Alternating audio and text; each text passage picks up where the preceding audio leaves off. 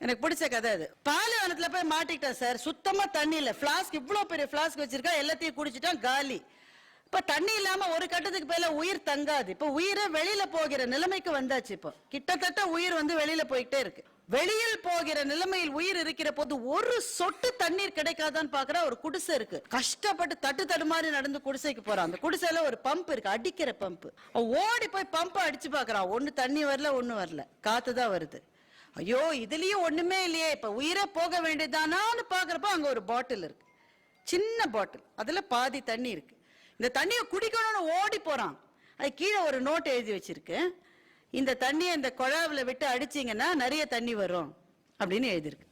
இப்ப நீங்க அங்க இருந்தா என்ன செஞ்சிருப்பீங்க? போடா, குழாயில தண்ணி வரும்னு அவனுக்கு தெரியும். அப்புறம் அந்த பாட்டிலை எடுத்தான், மூடியை திறந்தான், அந்த குழாவில் அந்த தண்ணி கொட்டிட்டான். அதை அடிச்சான். ஒரு தடவை ஒன்றும் வரல, 2, 3, 4 ஒன்றும் வரல. 5வது தடவை அடிச்சான், கர்ன்னு சத்தம் வந்தது. ஆர்வமா அடிக்க அடிக்க அடிக்க தண்ணி அப்படியே அருவி மாதிரி கொட்டிச்சு. ஆசை தீர தண்ணி குடிச்சான். ஆசை தீர அவனோட பிளாஸ்க் அது இது எல்லாத்துலயும் தண்ணியை ரொப்பிக்கிட்டான். போகிறதுக்கு முன்னாடி மறக்காம அந்த பாட்டில் எடுத்து திரும்பவும் அதுல தண்ணியை பிடிச்சு வச்சான். அதுல ஒரு பேப்பர் எழுதிருந்தது இல்ல, நீங்க அதுல தண்ணியை கொட்டினா அதுக்கு கீழே அவன் எழுதினான், இது வேலை செய்கிறது.